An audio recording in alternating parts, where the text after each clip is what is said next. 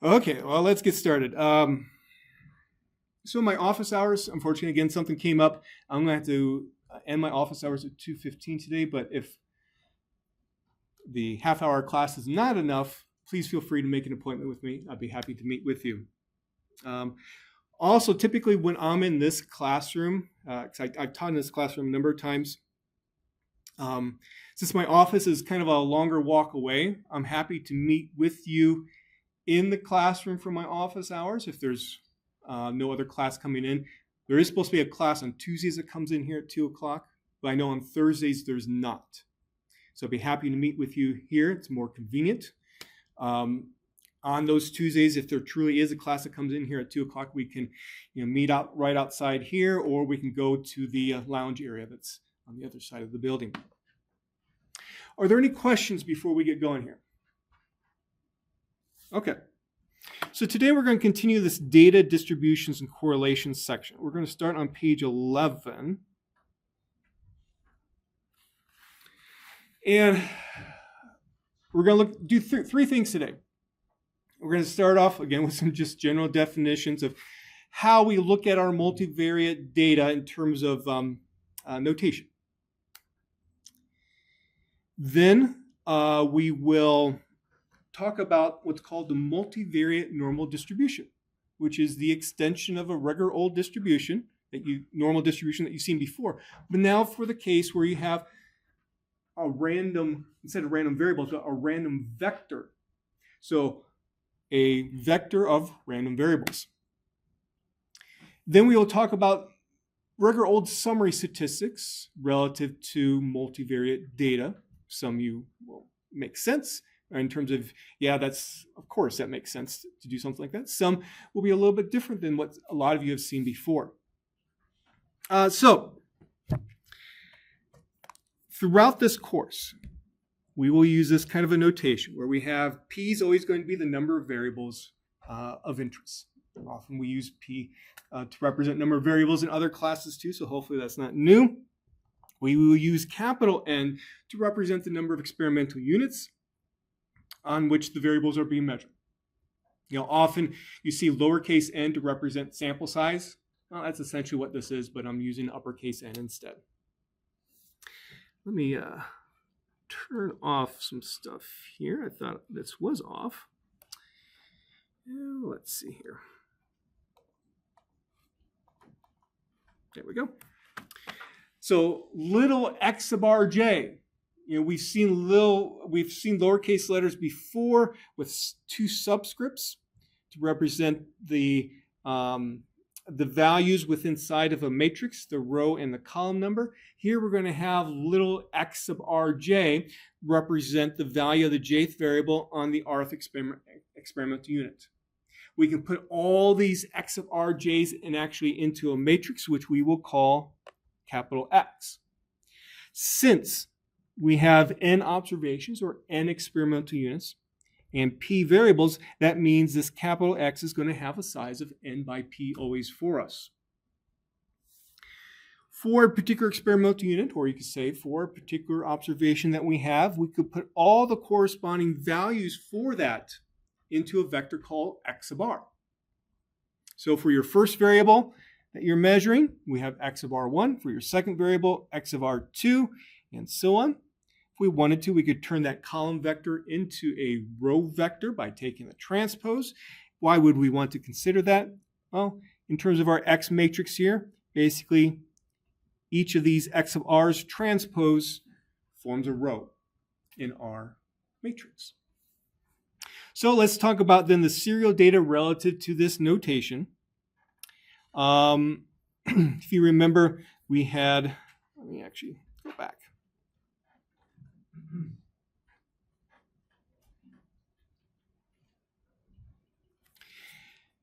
We have, for example, 4 shelves, 10 series per shelf. So, for example, Kellogg's Razzle Dazzle Rice Krispies was the first observation that we had. So it's an experimental unit, or a cereal is an experimental unit, and this is one of the observed values. It had a 28 gram serving size, 10 grams of sugar, 0 grams of fat, and 170 milligrams of sodium. So we can take a look at this one. Let's also take a look at, I want it all in the same. Let's say Food Club Toasted Oats.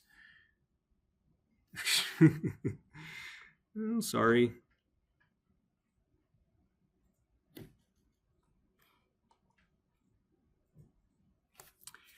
Food Club Toasted Oats, 33 gram serving size, also 10 grams of sugar, 1.5 grams of fat, 150 milligrams of sodium. Okay. Let's say if I wanted to compare Kellogg's Razzle Dazzle Rice Krispies to Food Club Toasted Oats, which has more sugar?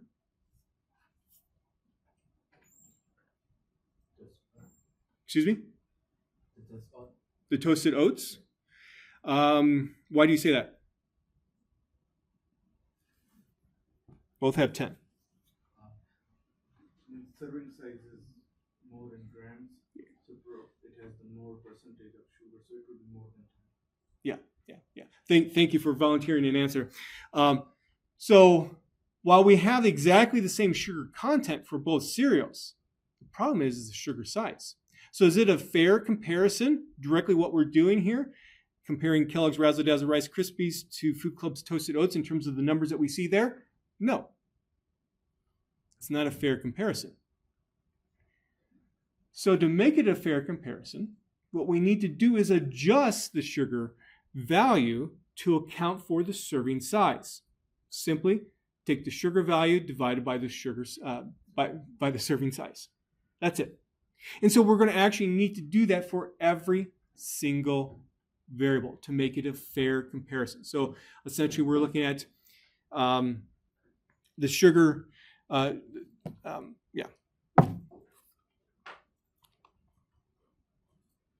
So this is what we get. When we take that 10 divided by 28 for Kellogg's Razzle Dazzle Rice Krispies, we get 0.3571. Take the fat content divided by 28, we get 0. Take the sodium content divided by 28, we get 6.07. Now, some people might think, okay, note that sodium's on milligram scale, where the other two are on a gram scale. Maybe we should put everything on milligrams or everything on grams. You could do that. But it's not going to matter to us. It still will allow us to do a fair comparison if we just simply take everything by its corresponding, or divide everything by its corresponding serving size. And so that's what I did here. So we are going to focus in on this portion of the table. If we put that all into a matrix, we see we have P equal 4, we have 4 variables. So shelf with the 3 nutritional variables. We have a sample size of 40. So we can see that x11 would be 1. x12, the second variable for the first experimental unit, is 0.3571, and so on. That's what our data looks like in terms of the notation. And we can put everything into a nice little matrix format. So we will be working with a matrix like this essentially throughout the class, just for different data sets when we're looking at a different data set. Okay, so enough about then that notation. Let's now start talking about the multivariate normal distribution. So this is again the extension of a regular old normal distribution that you've seen in your first stat course. We could call that the univariate normal distribution because it's for one variable at a time. Multivariate normal distribution for multiple variables at the same time. And so let's just do a little bit of a review for the univariate normal distribution. Now, one of the cool things about the normal distribution is that it has 2 parameters. And with any probability distribution, the parameters control the shape of the distribution. Then that means also controls various probabilities that can be found with that corresponding distribution. And the cool thing with the normal distribution then is that these 2 parameters happen to be equal to the expected value of x and the variance of x. And we typically refer to these expected values, this variance, as the Greek letter mu and the Greek letter sigma and then a square with it. The reason why we have the square is because, of course, in a variance formula, it's the expected value of x minus mu squared, and so that's why the square is put with the sigma. Now, most of you have probably seen this kind of notation as well, where if I do have a random variable x, it has a normal distribution. We often use this notation where x, we have a tilde, and then we have some symbols indicating the normal distribution, the capital N for normal, and then since the normal distribution is controlled by these two parameters in terms of its shape, its spread, its location, stuff like that, we put the two parameters right in there.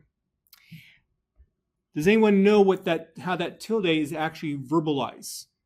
Yes. Not approximately distributed as, but distributed as. Approximately would be that. Okay?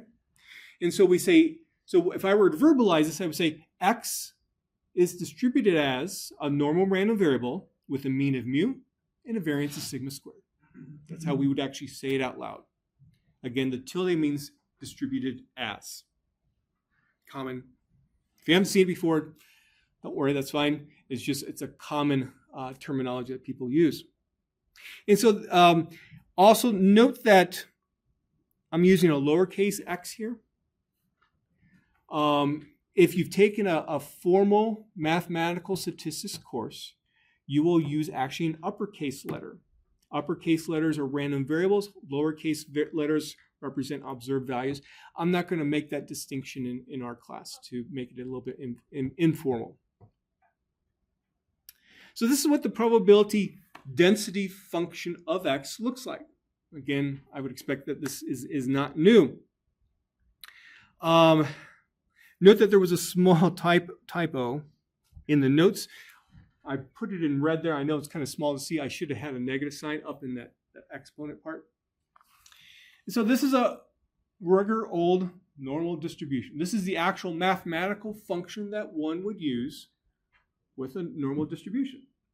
Of course, x could be anywhere between negative infinity and positive infinity.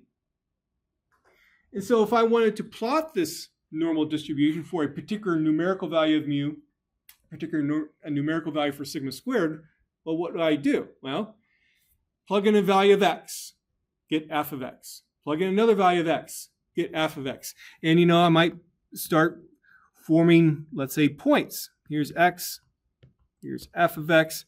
Start forming points that will look something like this for the various values of x, the various values of f of x that I get out. And then I simply connect the points with a line, and there is my, what should be a normal distribution, just drawn very poorly by me. That's how you would do it.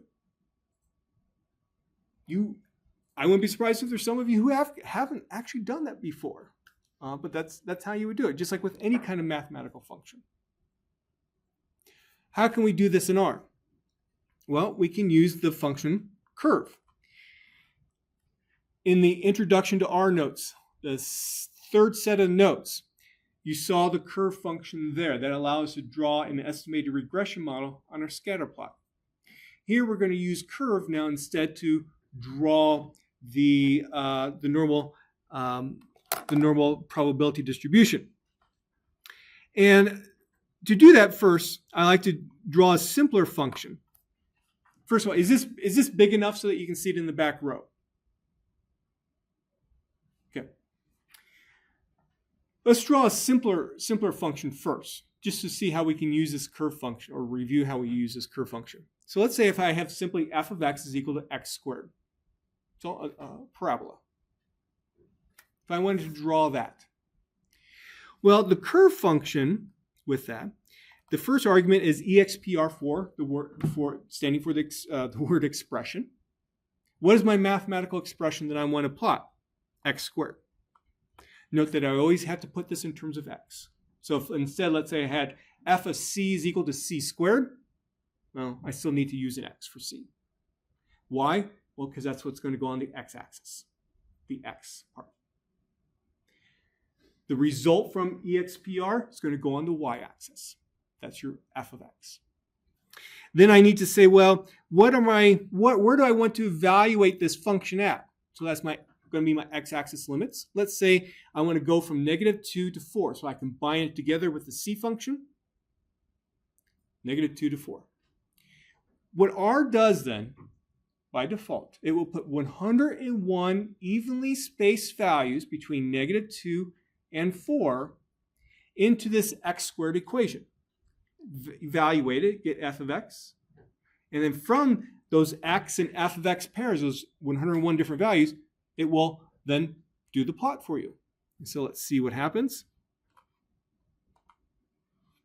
And there we go.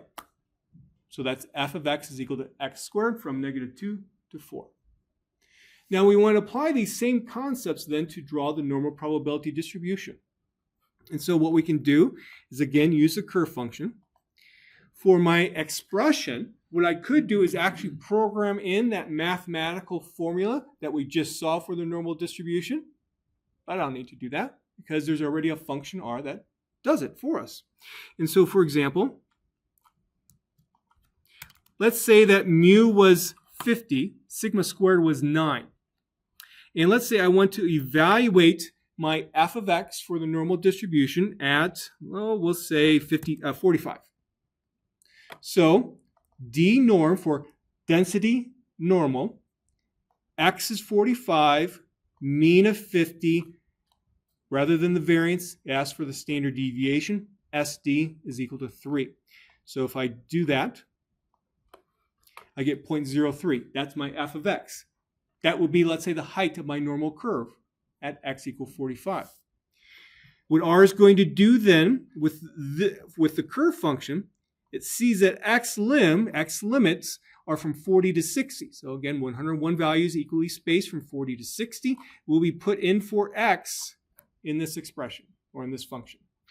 I'm going to make the curve a little bit nicer where I'm going to make the color of the curve red, put a nice little x-axis label, x-axis label, y-axis label, a main plot title as well. And here we go. And I'm going to draw a horizontal line at 0 as well, just so that we can see the bottom better with the distribution. And there we go. There's my normal distribution drawn completely to scale. That's all you need to do. Any questions?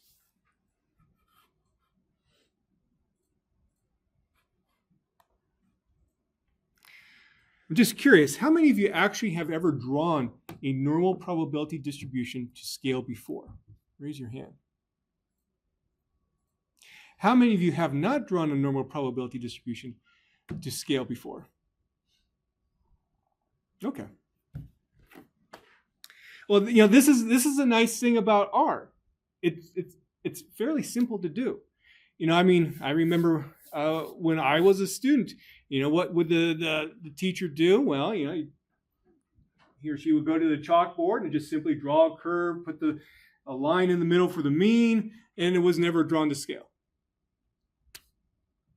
This is how you can do it. Okay, so now let's look at the generalization. To do that, we're going to need to define some things. So rather than having one random variable, now I'm going to have p random variables. I'm going to put them into a vector, which we will simply call x. So x is equal to x1 down to xp to be general. This is going to have a multivariate normal distribution.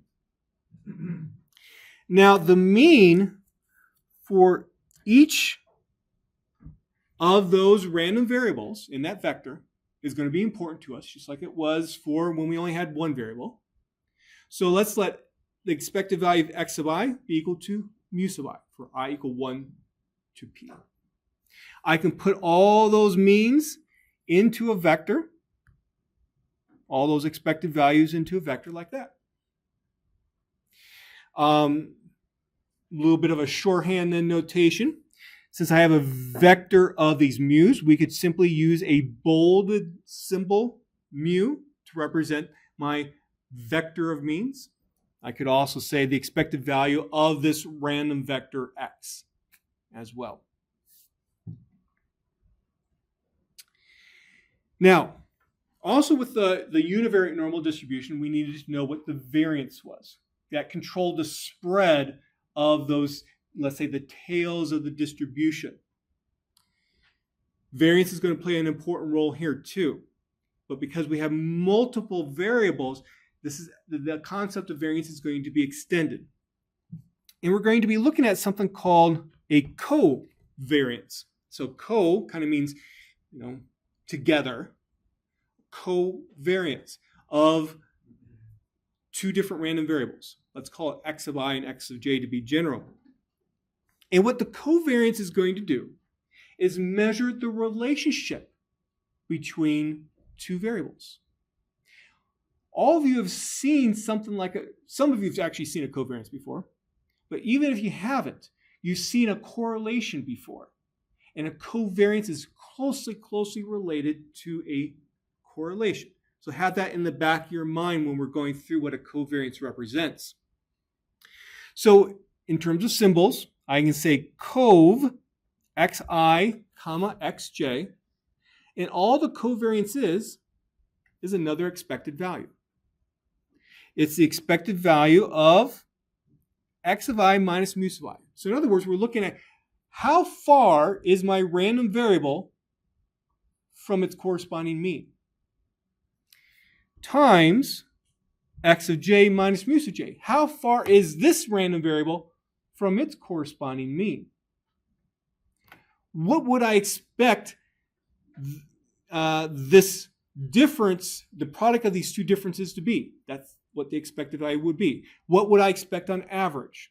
In terms of symbols, we will refer to this as sigma sub ij. So the ij represents which random variables you're talking about. Now, to come up with an intuitive understanding for what this is representing, let's consider the following. Suppose when x of I is greater than the mean, of course that means then that xi minus mu sub j would be positive. Yeah, thank you. Suppose when that happens, what also often happens for x of j is that x of j is often greater than its mean. So both will be positive together often. And so if you take a positive number times a positive number, what do you get? A positive number. Now in the reverse case, let's say when x of I is less than mu sub I, that often occurs when x of j is less than mu sub ij. So if I have a negative number times a negative number, what do I get? Positive number. And then if I'm essentially looking at on average what's going to happen, that's what this expected value means. Is my expected value then going to be positive or negative, do you think? Positive. Because always what's inside of it, or more often than not, how about that? Maybe that's a better way to put it. More often than not, the stuff that's inside of it is going to be positive. So I would expect then this quantity to be positive. And so I told you that what the covariance measures is the relationship between two different random variables. And so what this means then is I would have a positive relationship. Now to relate this to what you've seen before in another class, suppose we have a scatter plot of some data, and you were to find the correlation, what's often referred to as the correlation coefficient. More formally, it's the Pearson correlation coefficient. Often people denote it by, let's say, the letter R. What would you expect the correlation coefficient to be here? Positive or negative? Positive. Because we see as, let's say that this is x1, this is x2. As x1 increases, x2 increases. We see that generally happen. The covariance is doing the same thing. Now, if we think of it from a different perspective, let's say that when x of I is greater than mu, of course that quantity xi minus mu would be positive. Let's say when that happened, more often than not, x of j is less than mu sub j. So what's going to happen when I take x of I minus mu sub I times x of j minus mu sub j? I have a positive number here. I'm going to have a negative number here. What do I get? A negative number. And you can think of it from the reverse point of view of x of j is less than mu sub j and x of I is greater than mu sub I. You're going to get a negative number. What's the expected value then Well, it's going to be negative. So what that's saying is that your covariance is going to be negative. It's saying that your relationship between the two variables is negative. And if we relate this then to something again, if I can erase, my eraser's not working. If I can, there we go. Come on. If I relate then to something that you've seen before, like a scatter plot like this, what is the correlation coefficient there? Negative. Okay? Okay, keep that in the back of your mind.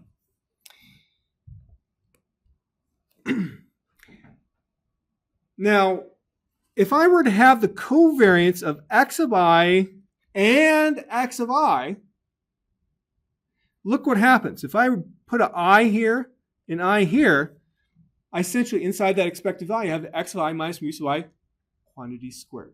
And what is that? That's just your regular old variance. So you can see how this is all kind of relating here, where a variance is the special case when you're looking at exactly the same variable. Otherwise, we have a covariance, which looks at the relationship of two variables. Then the variance, instead of using the sigma squared notation that all of you are familiar with, we just simply call it sigma sub II, because it's the covariance of xi and x of I. Okay, now the relationship with the correlation coefficient. So in your first stat course, typically this is where you first see this. You probably did hypothesis tests involving a correlation coefficient. So my population correlation, I am hypothesizing, HO, you might say something like this. HO, let's say I use the Greek letter rho to represent the population correlation coefficient. I might do a hypothesis test that looks like this. That's not a P, it's actually the Greek letter rho. Does that kind of look familiar? Maybe use a different letter there. Okay? So you have this population correlation coefficient. Well, you may or may not have seen in that course that what that simply is the covariance of xi and xj divided by the square root of the variance of xi and the variance of xj. That's all that it is. Now, the nice thing here is that the correlation is bounded. It's between -1 and +1. So the closer you are to 1, the stronger the relationship, positive relationship is between the two variables. Closer to -1, the stronger the negative relationship. If you have 0, there's really no relationship. And so the advantage of the correlation coefficient over, let's say, the covariance, is the covariance is not bounded. It's not between -1 and 1. And so what happens that you probably were not told is that basically this stuff that's in the denominator helps to do that rescaling to make sure it's between -1 and +1 always. If you want an intuitive explanation of why that occurs, imagine, let's say you were looking at the covariance of xi and suppose you were looking at the correlation coefficient for xi and xi, so exactly the same variable. What are you going to get? 1. And so you can see how that makes that little bit of adjustment there. So in terms of our notation, we will use the Greek letter rho, R-H-O, to represent correlation. It's common, people use that. The subscript corresponds to which variables we're talking about. Sometimes you will see people use the word core, like cov was for covariance, core xi, comma xj. And so, since we now have hopefully a good grasp of matrix algebra, we can put all these correlations or all these covariances into a matrix. And so here is a matrix of all my covariances. I'm going to do some labeling here, corresponding to the rows and the columns. So row 1 corresponds to the variable x1.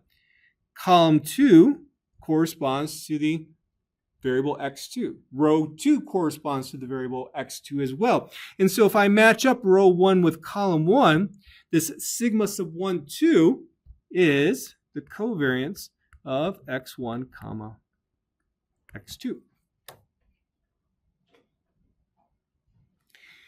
On the diagonal of the matrix, look what we have. We have the variances. So the variance of x1 is in the 1, 1 cell of that matrix. Symbolically, we denote the covariance matrix by an uppercase Greek letter sigma. So this doesn't mean summation, as you've seen sigma used elsewhere. Rather, this is the most common notation that people use for a covariance or a matrix of covariances. It's the Greek letter sigma.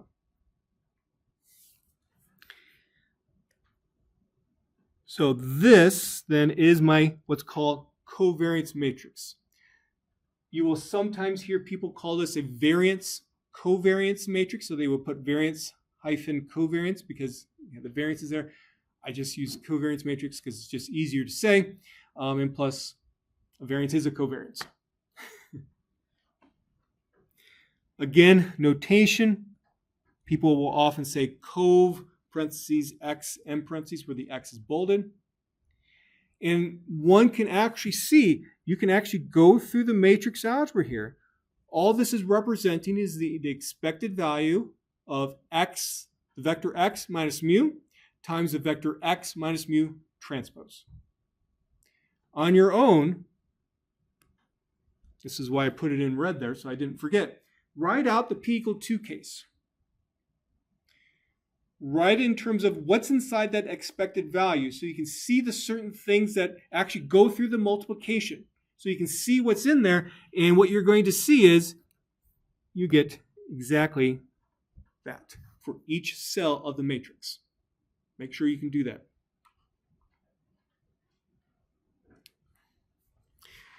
Now, what about the correlation matrix? We will use simply the capital letter P, bolded, to represent the correlation matrix. And similar to the covariance matrix, it's just a nice ordering of all the correlations. So row sub 1, 2 in cell or in row 1, column 2 represents the correlation between x1 and x2. Why is there 1s on the diagonal?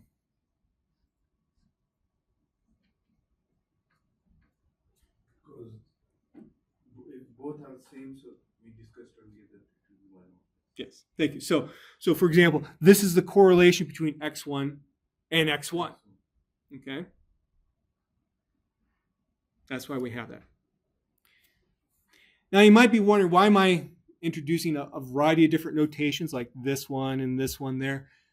The reason being is because many of you will be taking other courses, and it's good to know the various notations that people use so that you don't get confused. Now, I have here that the covariance matrix can be expressed another way, and I actually relate this to another way to express the variance. If you're really into the mathematical details, you're welcome to go through the stuff that I have outlined in blue there, but you're not responsible for it. So this is just the proof. So one can actually rewrite the variance, the expected value of xi minus mu I squared, you can actually represent as expected value of xi squared minus mu sub I squared. This is a common thing that you do if you take a mathematical SAT course. You go through that kind of a proof. You can do exactly the same thing for the covariance matrix. And the covariance matrix can be represented as the expected value of x times x prime, that quantity minus mu times mu prime. You're not responsible for the proof, just responsible for knowing that this is an alternative way to write it out, because this will come in handy to us. Look what happens if the mu vector is equal to 0. Some of it disappears in terms of what our expression for the covariance matrix. We would just have that expected value, and that comes in handy at times. Now, some things to pay attention to here. Let me do a little bit of erasing. Oh, come on. There we go. So sigma sub 1, 2 is the covariance of x1 and x2. Sigma sub 2, 1 is the covariance of x2, comma x1.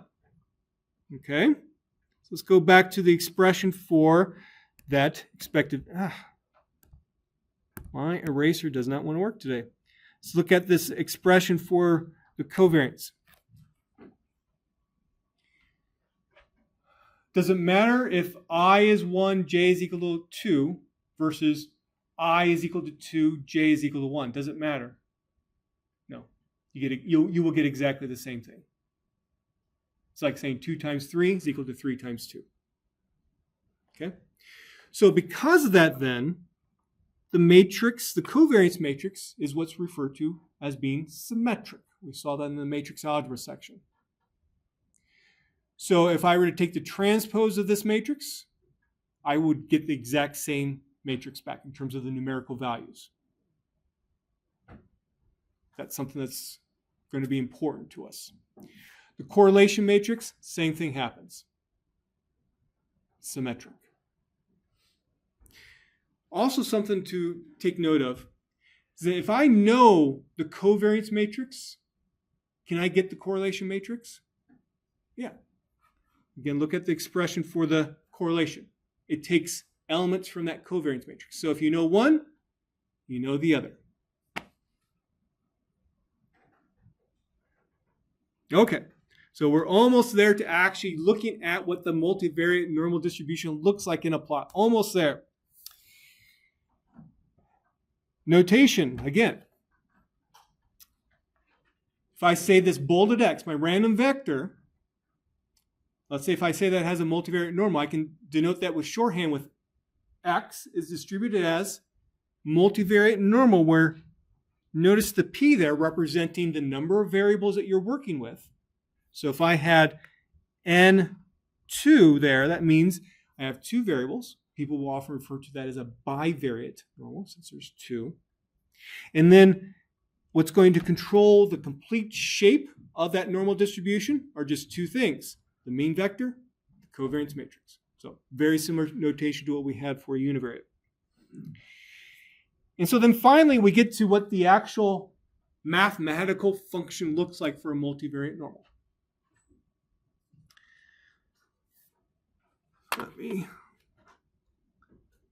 Let's relate this to what we saw previously.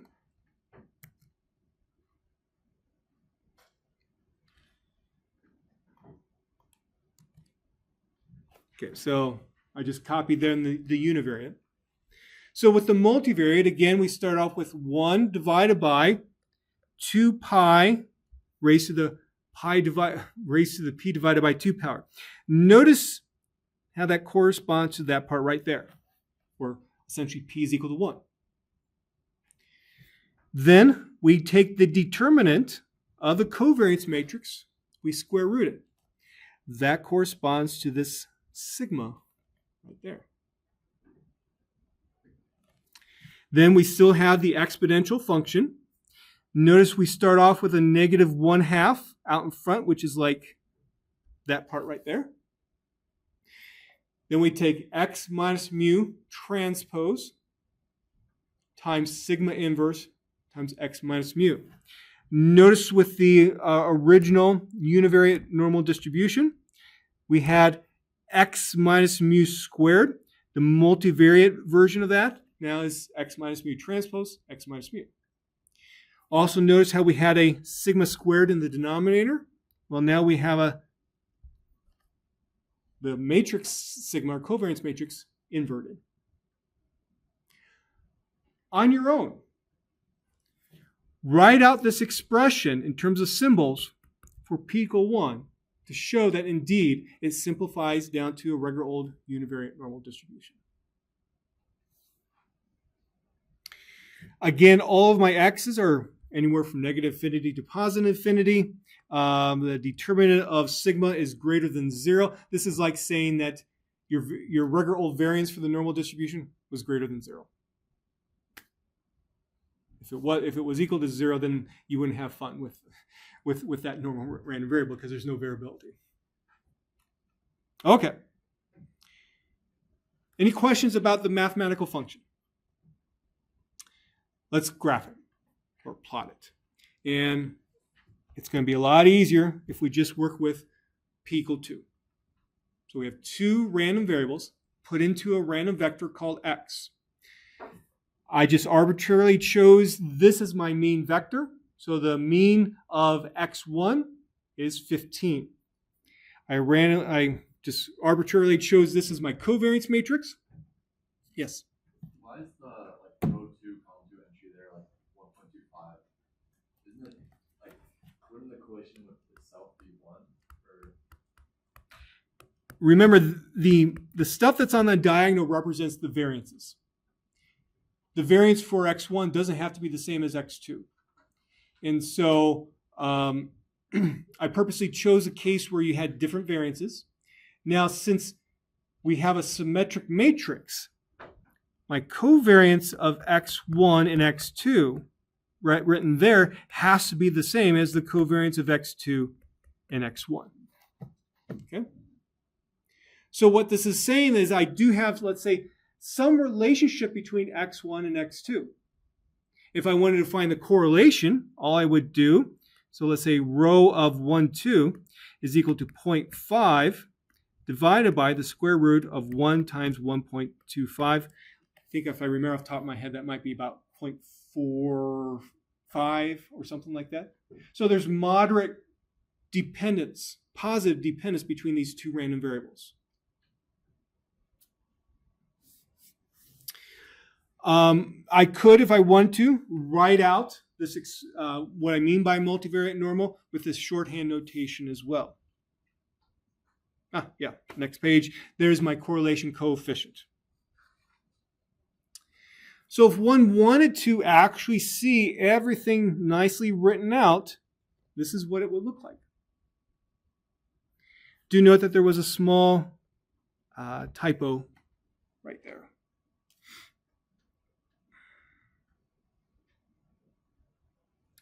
So if I want to plot this, just like with a univariate normal distribution, what I could do is come up with the value of my x vector, plug it into my equation, and I'll get an f of x out. Come up with another value of my x vector, plug it into my equation, get another f of x out, and keep on doing that. But I no longer will have just a line where you can imagine what's going to happen is I'm going to have a three-dimensional plot. So I have values of x1, x2, and f of x. And basically what I'm going to have is like a surface in space that represents my multivariate normal distribution. So how can we do that? Unfortunately, there's not a curve function that will plot this in 3D. It would be great if there was one. So if you're looking for a little project to do, write your own curve function that would do this in 3D. Instead, what I will actually have to do is evaluate myself the mathematical function. Let's actually take a look at, I'm going to actually show you the plot first before we go through the R code, because it will take some time to go through the R code. Let's see here.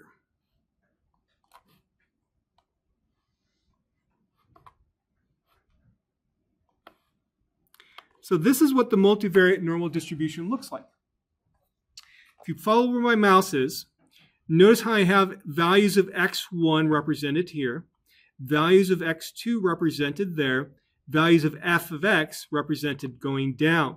And the nice thing about this particular way of doing this plot, I can actually rotate it. So if I left click, hold, and move the mouse to the left, you can see how I'm rotating this plot through space. This is what my multivariate normal distribution looks like. What's underneath it? Well, that's what it looks like. Just like a univariate normal distribution curve. What's the area underneath the curve? 1. The area underneath this surface is 1 as well. So all of you have had calculus before. If I were to do a double integral of this mathematical function, evaluate from negative infinity to positive infinity for x1, evaluate from negative infinity to positive infinity for x2, do the double integral, I would get 1. So this is what it looks like. Now, some things that are interesting is that, remember, mu2, the mean for variable 2 was 20. Look how relative to the x2 axis, the distribution seems to be centered at 20, just like what you would have for a univariate normal distribution. If I rotate this around, the mean for x1 was 15. Notice how the distribution centered at 15 relative to that to that axis as well. Some other things. I'm using a Windows computer here. If I right-click and then drag my mouse, look what happens. Whoa! I can zoom in and zoom out as well. So rotating is the left mouse button. Zooming is the right mouse button. So that's what my distribution looks like. We will see this coming up. But the stuff that's in the covariance matrix is also going to control how spread out this surface is, just like how the variance controls how spread out the tails are for a univariate normal distribution. Okay, so how did I do this plot? I need to use two different packages. One's called RGL. This allows me to plot stuff in 3 dimensions. The other package is MVT normal, multivariate normal. This is going to give me my mathematical function, f of x. Also gives me other stuff with the multivariate normal distribution too. So these are packages that you will need to download and install on your own. I'm going to set a vector, call it mu, to be 15 and 20. I'm going to create my sigma, my covariance matrix as well. Let's go ahead and do that. If I wanted to see what my correlation matrix is, there's a nice little function that will automatically do that for you in R called cov to core. So convert from covariance to correlation. Argument V, I'm going to put in sigma for that. And here is my correlation matrix. Okay. Now, to actually get f of x, I can use the function dmv norm. Remember how we use d norm with the univariate normal distribution. Here, d multivariate normal. This comes from the MVT norm package, where let's say I want to evaluate this at the mean vector itself. Now, what's an interesting characteristic about that, do you think? If I'm evaluating, if I say my x is actually the mean vector, what's an interesting characteristic about that in terms of what f of x will be? Think about what happens with the univariate normal distribution at the mean. With the univariate normal distribution, it's the highest point of the curve when you evaluate at the mean. This is going to give me the highest point in that 3-dimensional plot. I have argument mean for my mean vector, argument sigma for my covariance matrix. So if I do that, I get 0.159. Let's go back to the actual plot. Notice the f of x axis here. We see 0.15 here, and you can generally see that indeed probably the top of this curve is at 0.159. Corresponding to when x1 was 15, x2 was 20. Okay, but so I need to now, if I want to do this plot, I need to put a whole bunch of different values of this x vector in there. And use this DMV norm function with each of those different values of the x vector. So to create all these different values of x, I'm going to use, first of all, the SEQ function, which stands for sequence. I want a sequence of numbers from 11 to 19 by 0.1, put that into an object called x1, because this is going to be all my values of x1 that I want to evaluate f of x at. Do a similar thing for x2. I'm going to go from 17 to 23 by 0.1. Put that into x2. Now, why did I choose those numbers? Well, I know that the mean for x1 is 15. I know the mean for x2 is 20. Notice how that kind of fits in the middle of those numbers? That's why I ended up choosing that. Basically, I need to create, let's say, a grid of all these possible x1s and x2s. And so I can use a function called expand.grid to do that. Put that into an object called all.x. And this is what we get. So notice I have 17 here for what x2 is.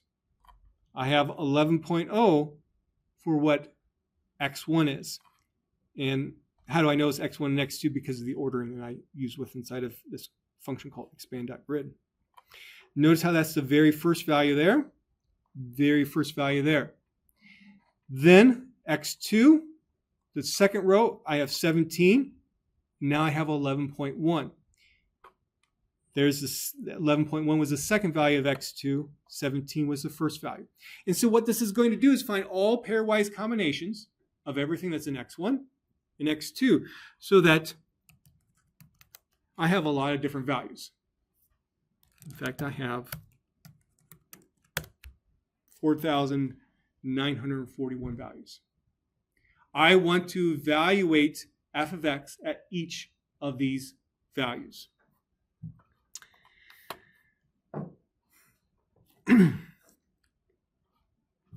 So, to do that, I create an object called eval.f of x, dmv norm. My x argument is going to contain all those 4,000 plus values.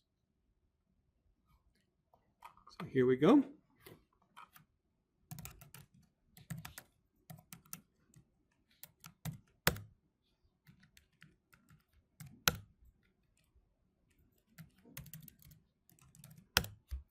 So when x1 is 19, x2 is 23, I get 3.238 times 10 to the negative 15th power.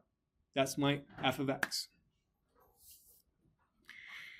Now you might be thinking, okay, now that I have this, I could just simply put all this into an R function and get my plot. We have to do one other small thing first. We have to rearrange this stuff. Basically, what I need to do is create a matrix, which I'm going to call fx, that has the following form. The columns are going to represent my x2. My rows are going to represent my values of x1. And the actual stuff that's inside the matrix is the corresponding f of x. Why do I need to rearrange all my f of x values like this? It's just that's the requirement for the functions that we're going to be using. So how can I do that? Well, I can use my matrix function that we've seen before. I put in my eval.f of x in there. My number of rows is going to be the number of x1 values that I have. The number of columns will be the number of x2 columns, the x2 values I have. I can simply find those number of values by using the length function. Then, this might be the only time I do this semester, I'm going to say by row equal false. The reason being is because of how all these calculations were done for the particular values of x1 and x2. Notice how the values of x2 are, let's say, varying slower than the values for x1. Because of that, then, when I actually did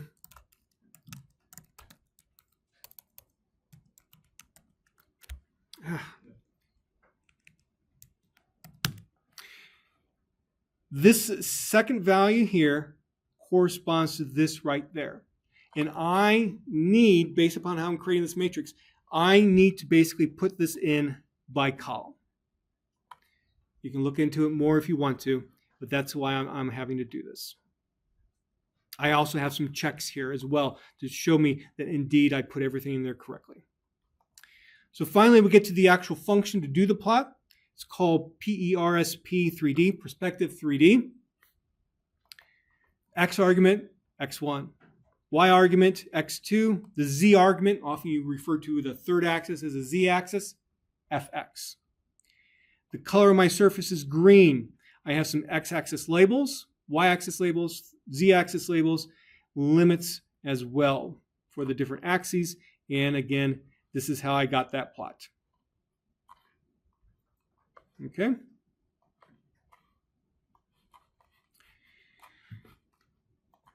Let's do another kind of plot. We're going to do a contour plot next. Now, in a statistical context, you may not have seen a contour plot before, but you've at least probably seen it in a non-statistical context when you have some kind of map. Where, let's say you have this map here, and you have something like this, where let's say my elevation is 60. My elevation here is 50. The elevation here of 40, and so on. So you have a map that shows elevations for a particular area of land. And a contour plot is very, very similar to that. Let's actually take a look at the plot, and then we'll see the actual code that went into creating it. So here's a contour plot now of my multivariate normal. The contours, or what you see as ellipses there, represents the height of that normal distribution surface that we were seeing in the three-dimensional plot. So for example,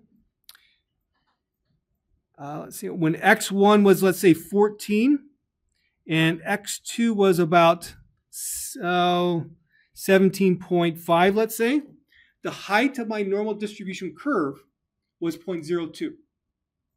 That's how you interpret this contour. And so, as you would expect, based upon what we see in this plot, as I get closer and closer to the mean for x1 and x2, the surface goes higher and higher and higher. So what's going to happen then with the contours? The contour values are going to get higher and higher and higher as you get closer to where the mean was, which was 15 and 20. So this is my contour plot representation of a multivariate normal.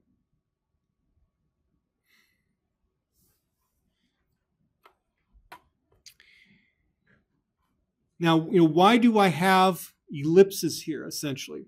Well, again, take a look at this plot here. Imagine if you could somehow, let's say at point 1, just put a plane, a horizontal plane, I guess you could call it, completely at point 1. So you're kind of slicing away at that distribution. Where that distribution hits that plane, it's going to look like an ellipse. That's why you see that look to it. So how do I do this plot? There's a function called contour that's in the graphics package. That's what allows me to do it. Where for just like what we saw for the persp3D function, I have an x, y, z argument.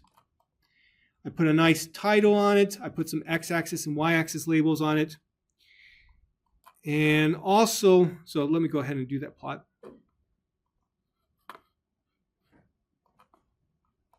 And this is what it looks like.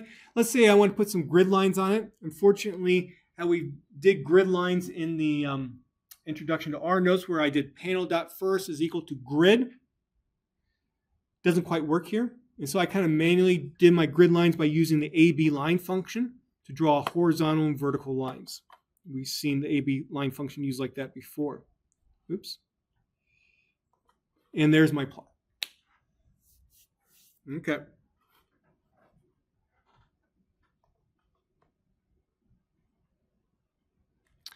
So now you have an understanding of the multivariate normal. You have some basic idea of why it's centered where it's at. Again, the area underneath the surface is equal to 1. Now, to further or to better understand that distribution, we need to start asking questions like, what if I change the mean? What if I change the covariance matrix? so that you start having some kind of intuitive sense for what will happen with that multivariate normal distribution under different scenarios. So let's see, I have exactly the same mean vector, but I'm going to increase the variance of x2 to be 3. And so if I have more variability, what's going to happen? Well, in terms of the x2 direction, I'm going to have the distribution spread out more. That's what's going to happen. So let's actually take a look at the plots. Let's see here. Maybe from this angle it looks better. So notice here's x2. Here's x2. Notice how you do see a bigger spread. So on the right side is the new distribution. You see a bigger spread out in the x2 direction because I have a larger variance. So that is the effect of changing the variance.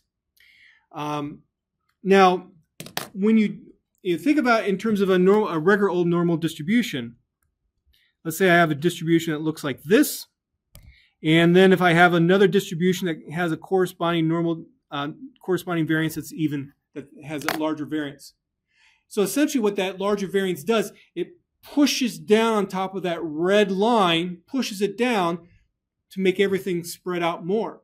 Essentially the same thing's happening with the surface. If you can imagine me putting my hand on top of that surface, I'm pushing it down, but I still need to keep the area underneath the surface equal to 1, so it causes stuff to spread out.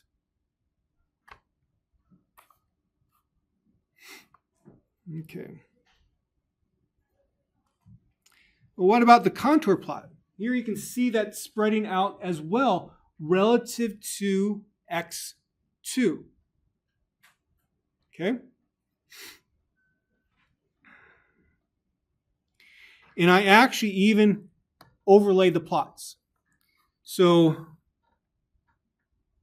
let me go ahead and here's our original plot here.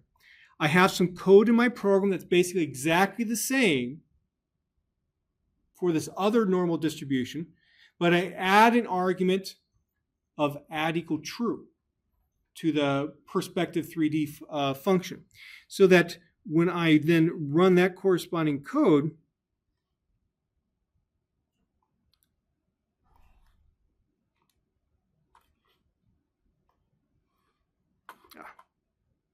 sorry, let's try that again.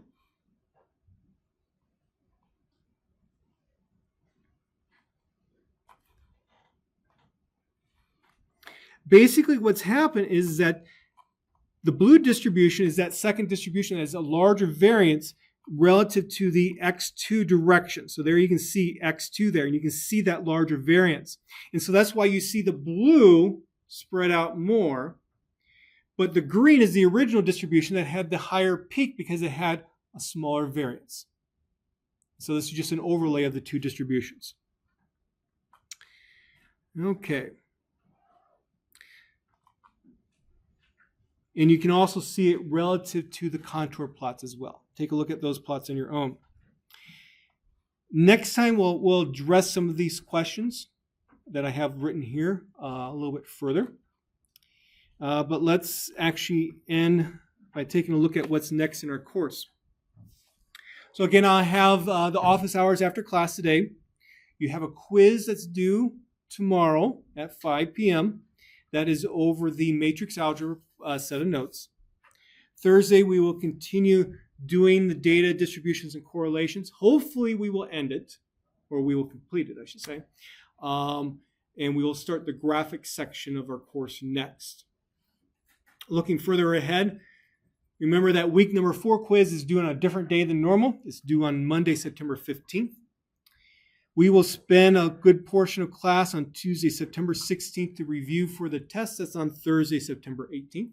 Note that I have completed a draft of the tests. I did that yesterday. And so for the tests, you'll be using these computers here in the class. Okay? Basically, I mentioned this a little bit before. I will put a Word document on my website right at like about 12:30 and say you can go download it to your computer, and then you type all your answers in to that Word document. Either you will email me then the completed document, or you will send it via Canvas. I might set up something so you can simply turn it in that way. We'll see. I'll have to make a decision about what to do there. Are there any questions? Yes. For the exam, the we're going to have to be using R. Yes. Will we be able to use past R code? Thank you for bringing that up. So what you will have access to is all my R programs, but you will not have access to my notes. You will not be allowed to do a Google search to find the answer to something, but you will have access to all of my R programs. So it would be advantageous if you, I assume that you would download my programs. That's why I put them out there. But download those programs and get familiar with what's where. And so that when you get to the test, and let's say you might have to actually do a plot of one of these multivariate normal distributions for the bivariate normal for a different mean, different sigma matrix. You can just take my code, think of it as a template, put it into your own program that you're writing for the test, change out mu, change out sigma, and hopefully, voila, everything will work, and you will get the plot, and you will copy and paste it, or maybe take a screen capture of it and put it in your Word document to prove that you did it right. Also, you would need to copy and paste your corresponding code as showing your work, so that if you didn't do it right, I have a way to give you partial credit. Okay? Any other questions? Okay, that's all for today.